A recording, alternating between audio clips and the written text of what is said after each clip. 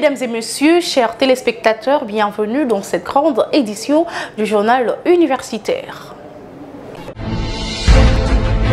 La construction de la paix en République démocratique du Congo, rôle de la diplomatie et les institutions fortes, c'est les thèmes de la conférence débat organisée par l'Université pédagogique nationale. Une thématique développée par Madame Tina Salama, porte-parole du président de la République démocratique du Congo. Suivez ce reportage que vous proposent Georges Ndilumbi et Christian Chipomba.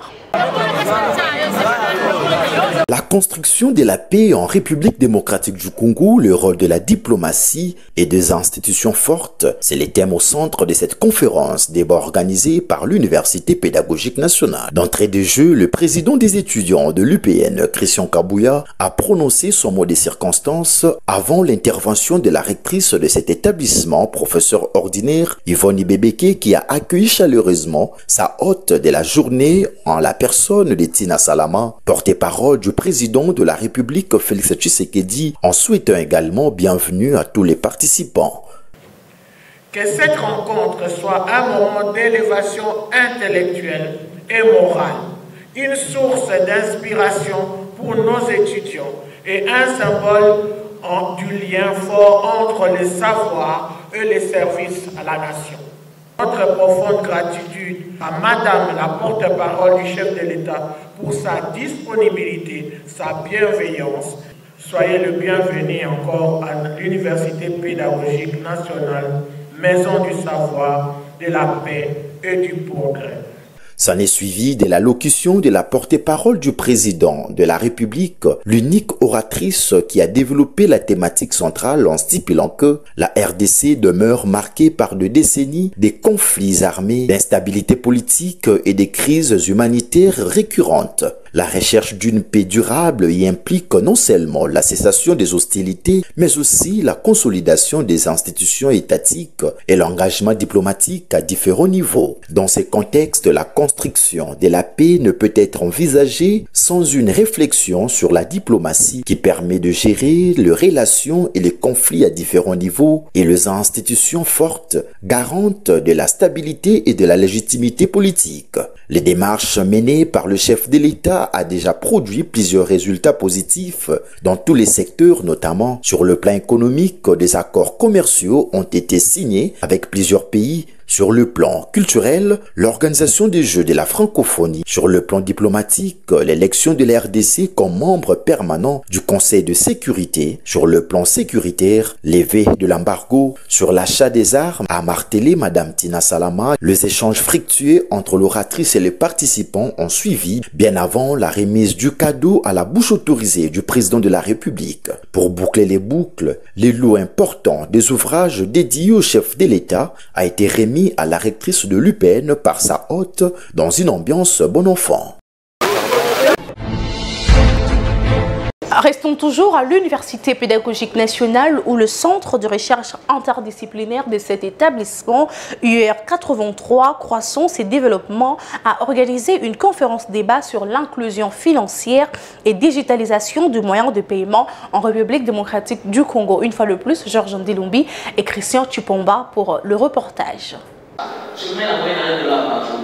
Cette conférence débat conduite par le chef des travaux Niafé et organisé par les centres de recherche interdisciplinaire de l'UPN UR 83 Croissance et Développement a permis à ces scientifiques de réfléchir sur l'inclusion financière et digitalisation de moyens de paiement en RDC. Après le mot d'ouverture prononcé par le professeur Mengi, les différents orateurs du jour, le professeur Claude Soumata, animateur UR 83 Cri du Pen, Madame Jeanne Moutamba, DGA Orange Monnaie RDC, professeur Guy Robert ont tour à tour souligné qu'en RDC, où une grande partie de la population reste non bancarisée, l'inclusion financière est témoin de favoriser le développement économique, la réduction de la pauvreté et l'autonomisation des citoyens. La digitalisation de moyens de paiement, c'est l'intégration des technologies numériques dans les transactions financières. Elle comprend le paiement mobile, le carte bancaire, le plateforme de transfert électronique et elle facilite donc la circulation de l'argent sans avoir recours au cash, ce qui est particulièrement important dans un pays aussi vaste que la RDC avec plusieurs avantages économiques, notamment la réduction du coût des transactions, la croissance du secteur financier formel grâce à l'entrée de nouveaux clients, avantages sociaux, autonomisation des femmes et de jeunes qui peuvent gérer leurs finances via le mobile, avantages institutionnels, amélioration de la gouvernance publique, d'où la nécessité de lutter contre notamment la faible couverture Internet et réseaux mobiles dans certaines zones rurales, l'alphabétisation numérique, la cybercriminalité. Pour réussir la digitalisation et l'inclusion financière, les conférenciers ont souligné qu'il y a lieu de renforcer le cadre réglementaire pour le service financier numérique, lutter contre le blanchiment, investir dans les infrastructures numériques, le commerce électronique et des paiements à distance, accès facile aux aides sociales et subventions, les brillantes interventions qui ont donné lieu aux échanges nourris entre les orateurs et les participants afin de boucler les boucles.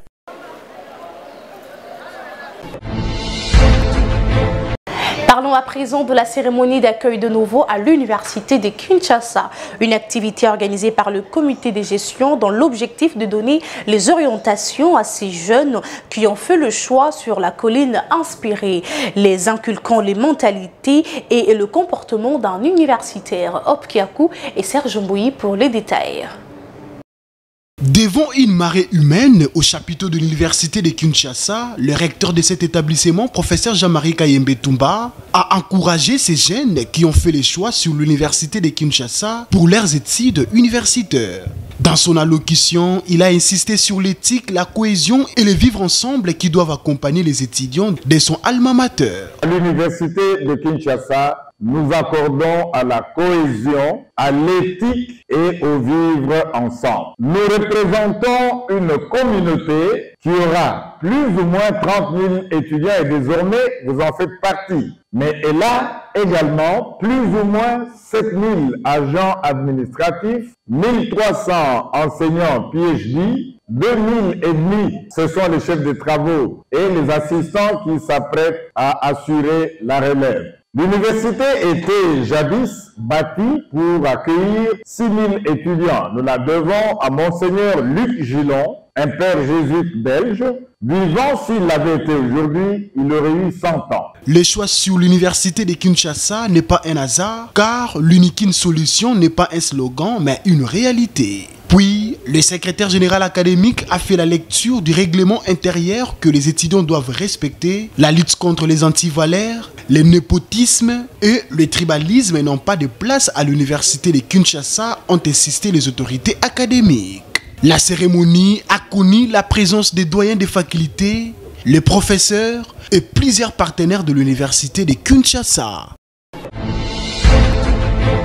Dans le respect des orientations de la tutelle, l'Institut supérieur des techniques médicales de Kinshasa, ISTEM Kin en sigle, a organisé le lundi dernier la cérémonie d'accueil des étudiants nouvellement inscrits pour l'année académique 2025-2026. Témoin de l'événement, Tonton Biongo. La salle polyvalente de l'Institut supérieur des techniques médicales de Kinshasa a refoulé le monde à l'occasion de cette cérémonie d'accueil de nouveaux étudiants inscrits pour l'année académique 2025-2026. Dans son allocution des circonstances, la directrice générale de l'ISTEM Kinshasa, la professeure Joséphine Toumba Kankolongo, a salué la présence de tous les participants et souhaité la bienvenue aux nouveaux étudiants en leur félicitant pour le choix de l'ISTEM Kin, un lieu de formation, d'épanouissement intellectuel et de départ pour une carrière prometteuse dans le domaine des sciences et technologies médicales, un établissement d'excellence. Ensuite, elle a rappelé à l'assistance la vision de son comité de gestion qui se repose sur 3 piliers majeurs: l'excellence académique et la recherche innovante, le développement des infrastructures et le renforcement des capacités, mais aussi la collaboration avec le partenariat stratégique. S'en est suivi les différents mots de membres du comité de gestion et celui du président des étudiants, David Mengue, qui a invité ce collègue à l'observance du code de bonne conduite au sein de l'institution. Des chefs des sections des l'ISTEM Kinshasa n'ont pas manqué de présenter leurs filières respectives. Fournir des efforts dans la discipline et l'excellence, c'est la recommandation finale du secrétaire général académique et la directrice générale de cet établissement. Aujourd'hui, c'est l'accueil, mais l'accueil prend une période. Aujourd'hui, on a accueilli solennellement, ça va continuer. L'essentiel pour faire 1000 km, c'est le premier pas qui compte. Aujourd'hui, ils viennent de faire le premier pas, on les a accueillis, eh ben, on va les accompagner. Le signe qu'on va donner à cette année, c'est l'excellence. Parce que nous comptons enseigner autrement. Nous comptons administrer autrement. Nous comptons faire de la recherche autrement. Parce que tout établissement d'enseignement supérieur et universitaire a 3 missions. L'enseignement, la recherche et l'implémentation des résultats de recherche dans la société. Et alors aujourd'hui, nous avons organisé cette activité pour montrer aux étudiants à quoi sert un ISTEM de manière générale. Et surtout par rapport à l'ISTEM Kinshasa, quelles sont nos valeurs, quelle est notre vision, quel est notre but. Nous formons certes des professionnels des sciences de la santé, mais nous voudrions que ce soit des professionnels des sciences de la santé qui soient de qualité. Parce que demain, ils sont appelés à nous diriger. Et lorsqu'ils diront qu'ils sont passés par l'ISTEM Kinshasa, nous aimerions qu'ils soient fiers de le dire.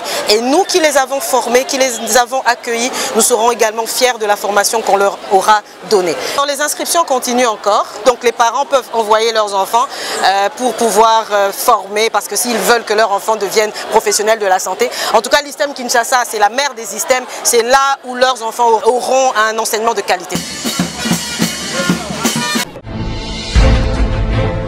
Suivez à présent ces communiqués qui nous parvient de la Haute École des commerces de Kinshasa, fixant la date du concours d'admission de nouvelles recrues en Master 1 et en première licence LMD pour l'année académique 2025-2026. Le secrétaire général académique invite les candidats concernés à se présenter pour les tests d'admission le 4 et le 5 novembre 2025. Communiqué à l'intention des candidats aux inscriptions de l'année académique 2025-2026. Le secrétaire général académique de la Haute École des commerces de Kinshasa porte à la connaissance de tous les candidats aux inscriptions que la clôture des inscriptions ainsi que le dépôt des dossiers sont fixés pour ce vendredi 31 octobre 2025 à 16h précises. Par ailleurs, le concours d'admission pour les candidats ayant obtenu moins de 60% aux examens d'État et pour le master se déroulera respectivement le mardi 4 et mercredi 5 novembre 2025 à partir de 8h juste dans le locaux de la Haute École de commerce de Kinshasa. Notez bien, la présence de tous les candidats admissibles pour le concours est obligatoire. Ils sont priés de se munir de leurs pièces d'identité et de leur attestation des dépôts des dossiers pour accéder dans la salle d'examen. Fait à Kinshasa le 27 octobre 2025, le secrétaire général académique Nzenzampangu François Miché, professeur. Direction l'Institut supérieur technique Songwa qui a organisé la cérémonie de collation des grades marquant la clôture de l'année académique 2024-2025 au sein de cet établissement supérieur. À cette occasion, plus de 126 finalistes ont été officiellement déversés sur les marchés d'emploi au Pokiaku pour les détails.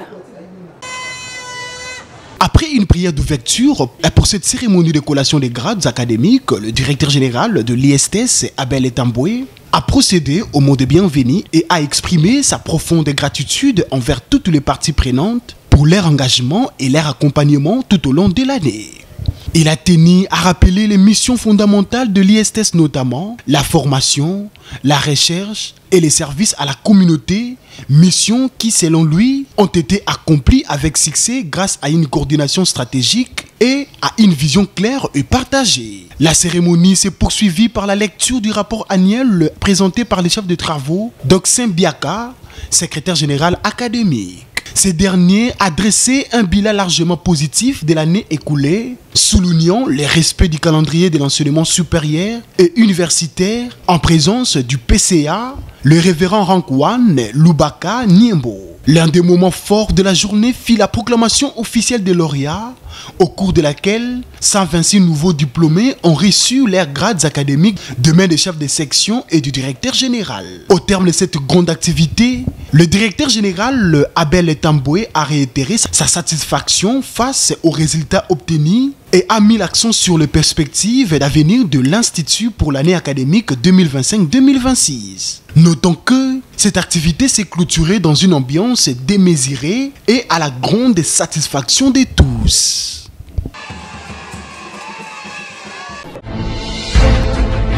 Poursuivons ce journal par l'ouverture solennelle de l'année académique 2025-2026 à l'Université des sciences et technologies. C'est le professeur Pierre Kafunda, recteur de l'UCITEC, qui a donné le go des activités académiques conformément aux instructions de la ministre de l'Enseignement supérieur universitaire, recherche scientifique et innovation. Nisha Kalunga et Blaise Boucha étaient présents pour le compte de notre rédaction. Cette cérémonie solennelle de l'ouverture de l'année académique 2025-2026 à l'Université des sciences et technologies que chapeaute le professeur Pierre Kafunda a connu une grande réussite. Après le mot de bienvenue de Junior Loubaki, chargé de communication de l'UCITEC, puis l'exhortation du pasteur Emmanuel Kaboulo et l'allocution de Salem Kilima, représentant des étudiants de cet établissement universitaire, le recteur de cet alma mater a dans son adresse souhaiter la bienvenue aux étudiants tout en leur donnant quelques orientations pour assurer la bonne marche de leur cursus académique. Notre université organise 4 filières. Nous avons la faculté des sciences informatiques et au sein de cette faculté, nous avons 2 grandes filières. Nous avons les génies logiciels et systèmes intelligents et puis nous avons réseau et télécommunications. Et là, il y a aussi le module de cybersécurité ou cybersécurité cognitive. Nous avons la faculté des sciences économiques, la faculté des sciences de l'éducation et la faculté des sciences de l'ingénieur. Et là, nous avons comme faculté génie électrique, architecture et bâtiment et puis mine. Voilà comment notre université est structurée. Pour cette année académique, nous voulons accentuer et insister sur le bilinguisme parce que nos étudiants, nous avons 2 langues que nous exploitons, le français et l'anglais. Et l'anglais, nous sommes en partenariat avec Cali et ce sont des enseignants de Cali qui viennent enseigner nos étudiants et nous voulons vraiment insister sur ça.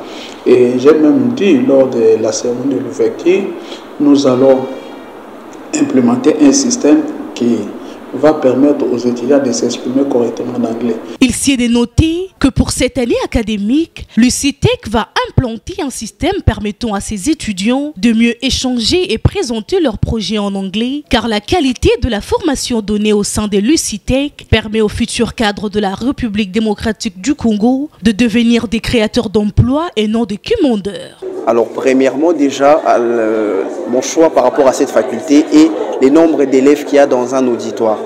Nous voyons qu'en RDC, dans un auditoire, il peut y avoir 1000, 2000 étudiants. Mais ici, je me rends compte qu'il peut y avoir 60 étudiants. Cela permet même la manière d'assimiler très bien la matière. Donc c'est un peu le premier choix, mais j'avoue que c'est aussi la distance, c'est à 5 minutes de chez moi. Donc ça me permet aussi d'être un peu libre par rapport au transport. Cette cérémonie de grande importance s'est clôturée dans une ambiance de convivialité.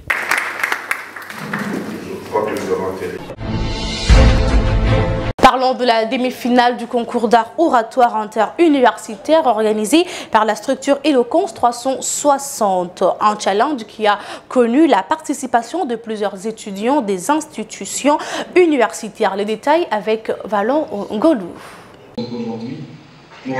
Sur les 30 candidats en liste pour cette première édition du concours interuniversitaire d'Eloquence 360, seuls 11 finalistes ont été retenus par le jury à l'issue de la demi-finale.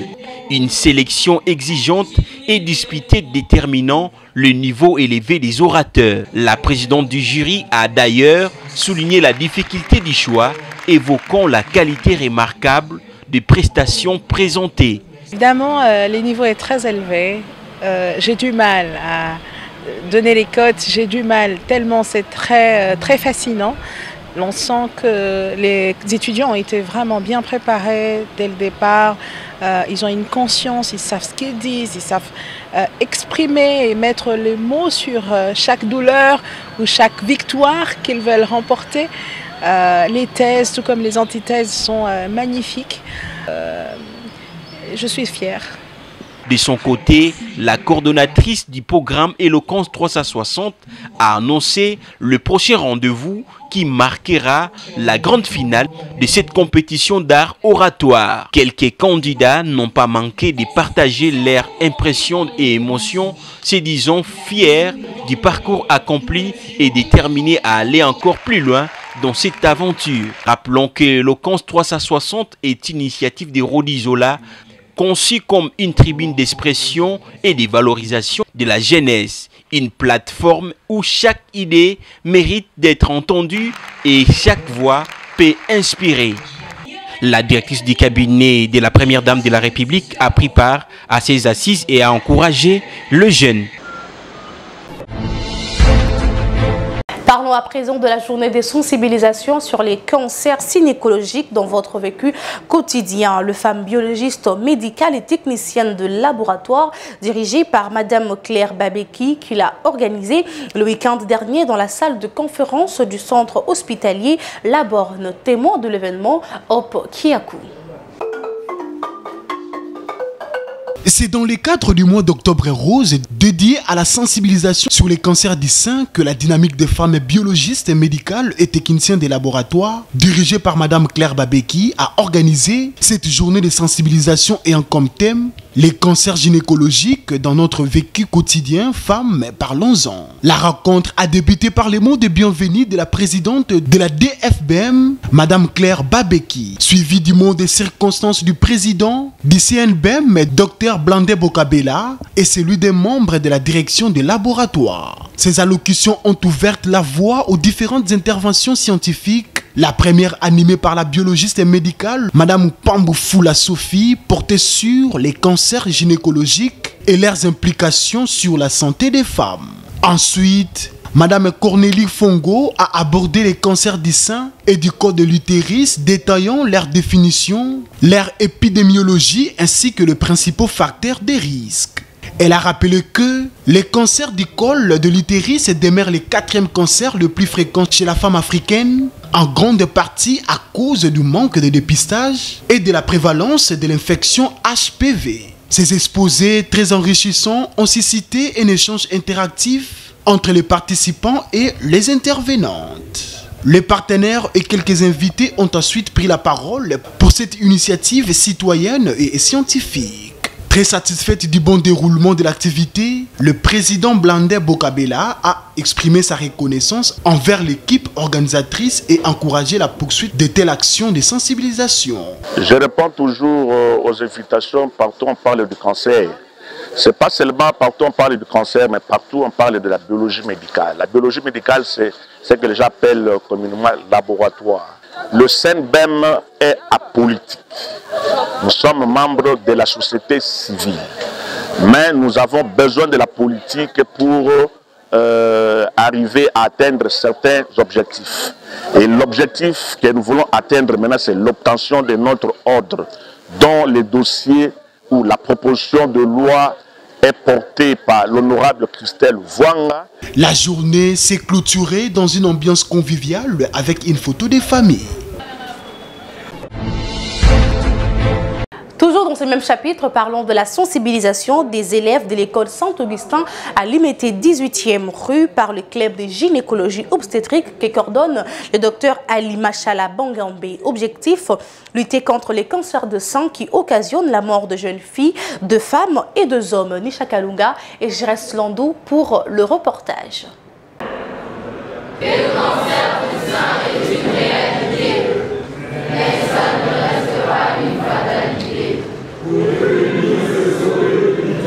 C'est dans le cadre d'Octobre Rose, mois dédié à la sensibilisation de femmes au dépistage du cancer de sein, que le club de gynécologie obstétrique a réuni plus de 100 élèves et autres autorités scolaires de Saint-Augustin, échangé autour de cette pathologie qui occasionne la mort de plusieurs jeunes filles, de femmes et réduire les stéréotypes. Après la prière du révérend père directeur de cet établissement scolaire et la présentation de cette structure, le docteur Ali Machala Bangambe, son coordonnateur, a dans son speech défini les cancers du sein, donné quelques facteurs de risque, entre autres la prise d'alcool, le tabac, la mauvaise alimentation et les manques d'exercice physique. Aujourd'hui, il était question de sensibiliser les élèves de l'école Saint-Augustin sur 8e rue industrielle. Le mois d'octobre, dit Octobre Rose, c'est un mois dédié à la lutte contre le cancer, mais spécialement dans le volet de sensibilisation. Et nous, étant qu'acteurs de terrain, nous avons remarqué avec frénésie la montée en flèche de cette maladie. Et alors, il était pour nous question de descendre, nous, Club de gynéco-obstétrique en collaboration avec l'ONG REPO et avec l'appui du CNLC, le Centre national de lutte contre le cancer, pour prêcher la bonne information. Vous savez, aujourd'hui, lorsque nous parlons du cancer du sein, c'est toutes ces dépenses catastrophiques que cela entraîne. Le succès de la prise en charge repose sur un élément, la prévention. Et nous avons présenté un outil très important à tous ces élèves qui sont à l'âge de procréation. C'est que l'autopalpation, c'est le fait de connaître son corps et ce sein.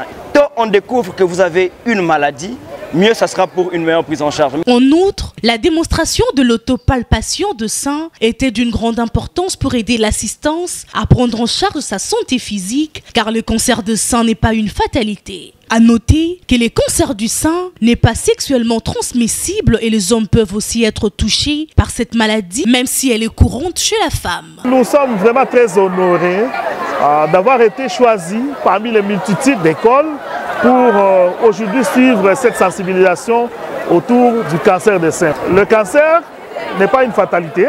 Il n'y a pas de cause, mais il y a des facteurs. Les facteurs qu'on pourrait dire endogènes et exogènes, causes qui favorisent finalement, facteurs qui favorisent le développement du cancer. Et la technique de l'autopalpation qui devra vraiment habiter tous ceux qui sont à l'âge de procréation. J'ai vraiment apprécié l'information que le docteur Ali nous a approuvée aujourd'hui. Et j'ai aussi retenu que le cancer est une maladie, est une réalité. Prévenir, c'est sauver des vies. Les échanges nourris ont clôturé cette activité. Avant de boucler cette édition, parlons du lancement officiel des activités de projet de renforcement de dialogue entre le pouvoir public et les organisations de la société civile congolaise pour la gouvernance participative en République démocratique du Congo. Un projet qui lutte contre l'insalubrité dans le quartier Matadi à Massina, ville-province de Kinshasa, organisé par la structure Bradel. Suivez ce reportage que vous propose notre rédaction.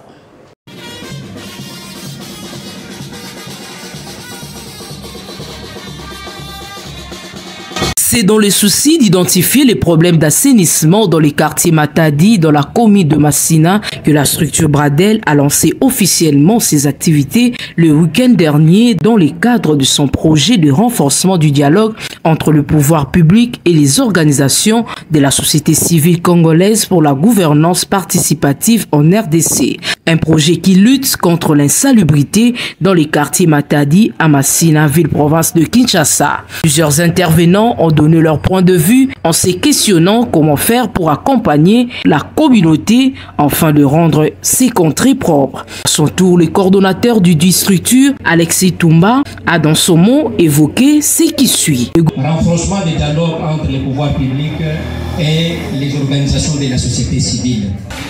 L'Union européenne a trouvé qu'il faut qu'on puisse faire des petits projets et ces projets vont nous permettre de voir comment les autorités que nous avons ici et nous, la communauté, nous pouvons réaliser ces activités et évalué. A été donné par le représentant du bourgmestre de la commune de Massina pour faire le premier geste, celui d'assainir les caniveaux avec la population de ces quartiers. Signalons qu'un plaidoyer sera déposé à la commune de Massina afin d'assurer la continuité de ces travaux d'assainissement.